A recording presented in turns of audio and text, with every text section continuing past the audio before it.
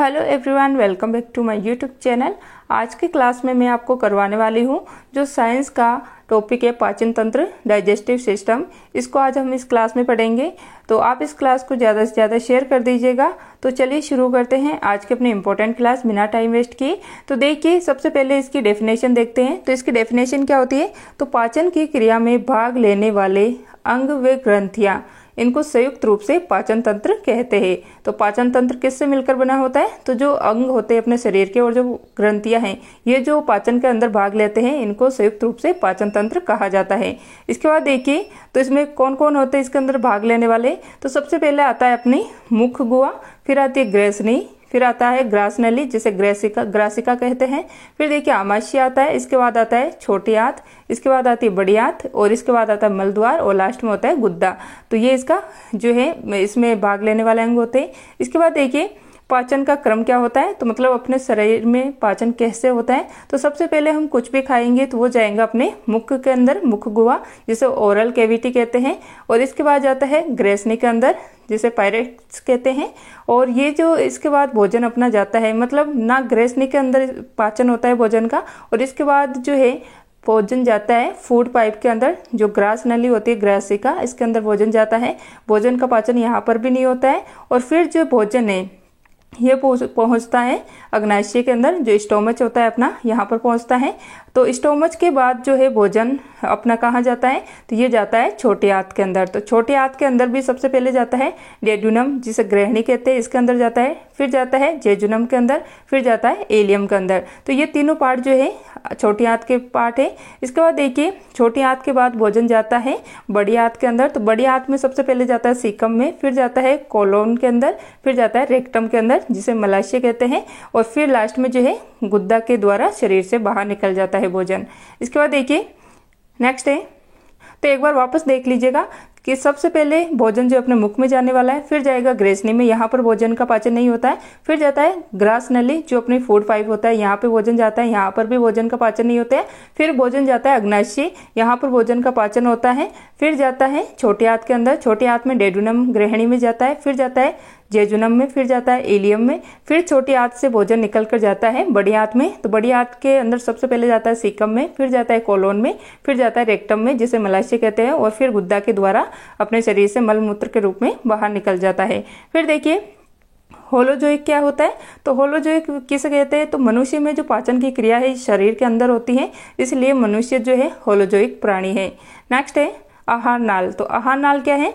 तो जो alimentary canal होती है अपनी, तो ये मुख से गुद्दा तक की जो भाग होता है शरीर के अंदर अपना, तो ये जो है आहार नाल होती है पूरी। इसकी लंबाई होती है 8 से 10 मीटर या फिर 33 फीट इसकी लंबाई होती है। इसके बाद देखिए, इसके बाद आता है मुख गुहा।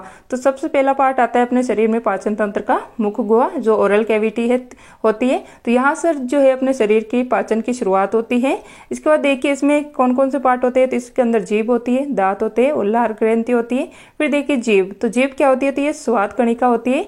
तो इसमें 4 भाग होते हैं इसके। तो इसमें देखिए इसका अग्रभाग जो है ये मीठे स्वाद का पता, मतलब मीठा स्वाद जो होता है इसका पता चलता है इससे। पश्च भाग से कड़वे स्वाद का पता लगता है, मध्य भाग से खट्टे स्वाद का पता लगता है, और जो पार्श्व भाग होता है, जो साइड के दोनों भाग होते हैं अपने जीभ के, उससे जो नमकीन स्वाद होता है उसका पता चलता है। फिर देखिए नेक्स्ट है दांत। तो दांत में देखिए, जो मनुष्य में दांत जबड़े में धसे होते हैं और इसे कहते हैं थिकोनेंट। क्या कहते हैं? जो मनुष्य के अंदर दांत जो होते हैं अपने जबड़े के अंदर धसे हुए रहते हैं, इसको कहते हैं थिकोनेंट।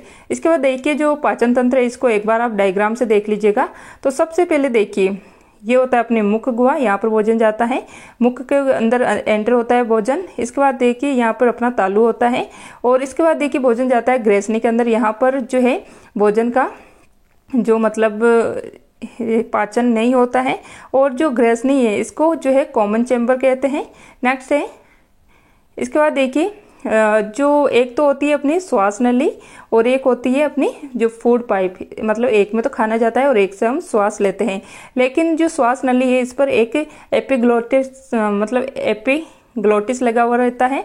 जब हम खाना खाते हैं तो ये एपिग्लोटिस जो है ये ढक्कन के समान होता है और ये श्वास नली के ऊपर लग जाता है, जिससे खाना जो है श्वास नली के अंदर न जाकर फूड पाइप के अंदर से पेट में चला जाए। इसके बाद देखिए, इसके बाद भोजन जो है ये पहुंचता है आमाशय के अंदर। आमाशय के अंदर HCl मतलब हाइड्रोक्लोरिक अम्ल पाया जाता है। तो आपको पता हो तो जो है भोजन का पाचन ग्रेसनी के अंदर नहीं होता है, फिर फूड पाइप के अंदर भी भोजन का पाचन नहीं होता है। ये सिर्फ एक मार्ग है भोजन को आमाशय तक पहुंचाने का। फिर देखिए, भोजन जो है आमाशय में पहुंचता है और यहाँ पर आमाशय में जो HCl अम्ल है, हाइड्रोक्लोरिक अम्ल यहाँ पाया जाता है। आमाशय में जो है भोजन का पाचन होता है। इसके बाद देखिए, भोजन इसके बाद कहाँ जाता है, तो ये पहुंचता है इधर बड़ी आंत के अंदर, मतलब छोटी आंत के अंदर।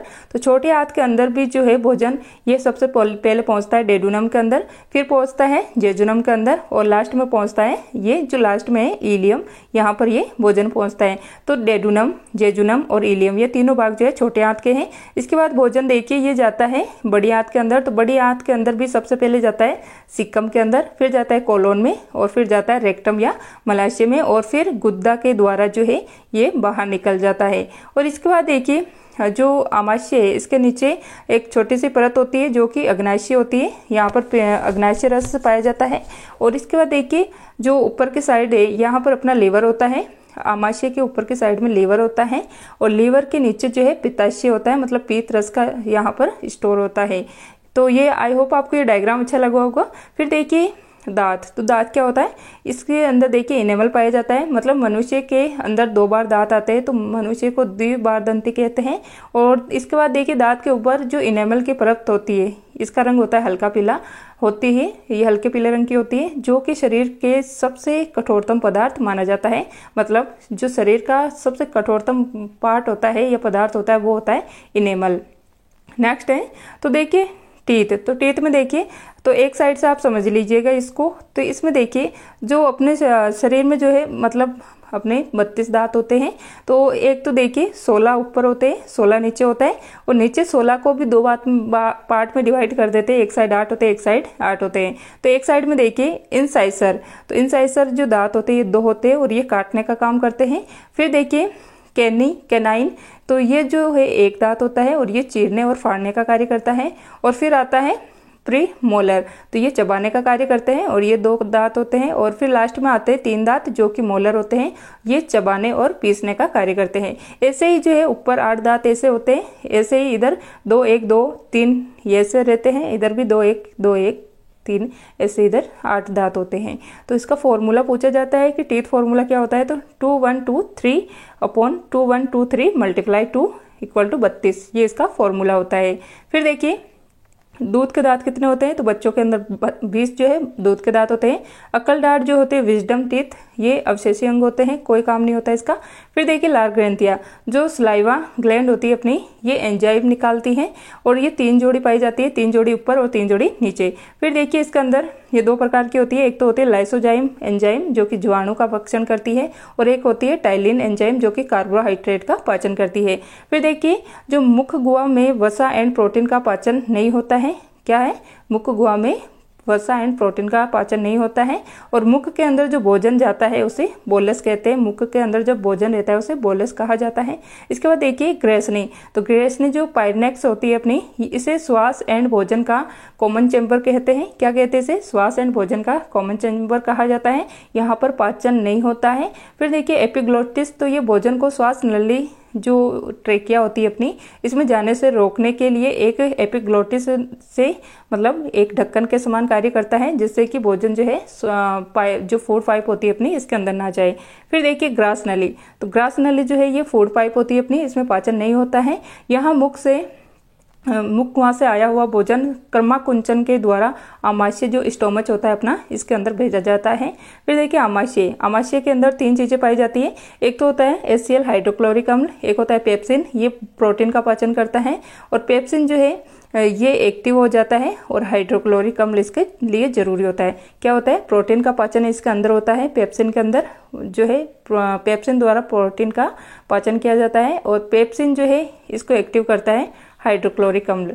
फिर देखिए रेनिन, तो बच्चों में दूध का जो पाचन होता है इसके अंदर यूज किया जाता है रेनिन एंजाइम का। फिर देखिए आमाशय स्टोमच, तो इसके अंदर देखिए भोजन की प्रकृति अम्लीय होती है और आमाशय में भोजन को कायन कहा जाता है। फिर देखिए आमाशय में जो गैस्ट्रिक जूस स्त्रावित होता है। नेक्स्ट है, तो आमाशय को एक बार देखिए डायग्राम से देखिए, स्टोमच चाहिए अपना, तो इसमें देखिए इसके दीवारों पे जो है गैस्ट्रिक ग्लैंड पाई जाती है जिसमें गैस्ट्रिक जूस होता है। तो देखिए अगर HCl अम्ल, अगर अपन खाना नहीं खाते हैं तो HCl अम्ल जो है ये जो गैस्ट्रिक ग्लैंड होती है इन पे टकरा कर जो है इनको समाप्त कर देता है, जिससे गैस्ट्रिक जूस नहीं बनता है और इससे अपना पाचन प्रभावित होता है और उससे जो है अल्सर नामक रोग हो जाता है। और इसका मतलब क्या लक्षण होता है अल्सर रोग के, तो अपने मुंह में छाले हो जाते हैं। फिर देखिए छोटी आंत, तो छोटी आंत स्मॉल इंटेस्टाइन, तो ये आहार नाल का सबसे बड़ा भाग है, 6 मीटर इसकी लंबाई होती है। फिर देखिए 3 भाग होते हैं इसके, एक तो डेडुनम जिसे ग्रहणी कहते हैं, जेजुनम और इलियम। तो ग्रहणी जो डेडुनम होती है छोटी आंत का भाग होता है और आमाशय में भोजन जो है ग्रहणी के अंदर होता है। आमाशय से मतलब भोजन जो है ग्रहणी के अंदर जाता है डेडुनम में। और आमाशय के अंदर ही देखिए जो ग्रहणी होती है इसमें अग्नाशय रस जो है इसे पूर्ण पाचक रस कहा जाता है और ये अग्नाशय ग्रंथि से निकलता है, टोटल डाइजेस्टिव जूस। तो देखिए ये जो जूस है ये जाता है ग्रहणी के अंदर और ये जो है कार्बोहाइड्रेट, प्रोटीन, वसा का पाचन होने वाला है इसके द्वारा यहाँ पर। फिर देखिए नेक्स्ट है लीवर, तो लीवर में संश्लेषित पीत रस जो बाइल जूस है ये ग्रहणी में वसा लिपिड का इमल्चीकरण करता है और अर्थात वसा के बड़े बड़े जो अणु होता है उसे छोटे छोटे अणु में तोड़ता है। क्या होता है, लीवर में संश्लेषित जो पीत रस है बाइल जूस ये ग्रहणी में जो वसा होती है इसका इमल्चीकरण करता है और अर्थात जो वसा होती है इसको बड़े बड़े अणु को छोटे छोटे अणु में तोड़ता है। देखिए जो लिपिड होता है वसा, इसको बाइल जूस जो है इमल्चीकरण के द्वारा छोटे छोटे अणु के अंदर तोड़ देता है। ग्रहणी, तो ग्रहणी के अंदर पाचन देखिए, तो ग्रहणी में पाचन होता है और इसके अंदर 3 तरह से पाचन होता है। एक तो देखिए एमाइलेज एंजाइम होता है, लाइपेज एंजाइम होता है और ट्रिप्सिन एंजाइम होता है। ये तीनों जो है पित्त रस के अंदर पाए जाते हैं। तो देखिए जो एमाइलेज है ये कार्बोहाइड्रेट का पाचन करता है, लाइपेज वसा का पाचन करता है, ट्रिप्सिन प्रोटीन का पाचन करता है। नेक्स्ट है आमाशय में भोजन की प्रकृति अम्लीय होती है और इसको पित्त रस जो है कार्य करता है। फिर देखिए लीवर, तो लीवर जो अपना यकृत है इसके स्टडी को हिपेटोलॉजी कहा जाता है। तो बाइल जूस जो होता है पित्त रस, इसका स्त्रावण जो है मतलब इसका स्टोर लीवर के अंदर होता है और साथ ही में देखिए तो स्त्रावण मतलब लीवर के अंदर होता है इसका और ये संचित कहाँ पर होता है, तो पित्ताशय के अंदर। एक बार वापस देखिए कि जो लीवर है इसके स्टडी को हिपेटोलॉजी कहा जाता है। बाइल जूस जो है पित्त रस मतलब इसका स्त्रावण जो है लीवर के अंदर होता है और ये स्टोर कहाँ पर होता है, तो पित्ताशय के अंदर ये स्टोर होता है। फिर देखिए मनुष्य के शरीर की सबसे बड़ी ग्रंथि तो ये लीवर है।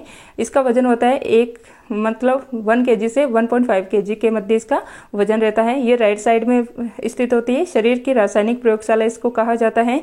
फिर देखिए जो डिटोक्सिफिकेशन होता है, जहर को शांत करने का कार्य ये लीवर के अंदर ही होता है।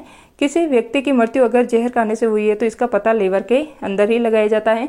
भ्रूण में रक्त का निर्माण जो है लीवर के अंदर होता है। शराब पीने से लीवर खराब हो जाता है और हेपेटाइटिस रोग से लीवर प्रभावित होता है और विटामिन ए और यूरिया का संश्लेषण लीवर के अंदर होता है। तो ये थी आज की अपनी क्लास। आई होप आपको ये क्लास पसंद आई होगी। अगर आपको ये क्लास अच्छी लगी है तो इसको ज़्यादा से ज़्यादा शेयर कर दीजिएगा, लाइक जरूर कीजिएगा और कमेंट करके बताना आपको ये क्लास कैसी लगी है। प्लीज़ आप जो है सपोर्ट करके चलना थोड़ा सा। तो चैनल पे अभी नए हो तो चैनल को सब्सक्राइब कर लीजिएगा और बेल आइकन को प्रेस करके ऑल पे सेलेक्ट कर लीजिएगा। तो मिलते हैं नेक्स्ट क्लास में। क्लास देखने के लिए थैंक यू।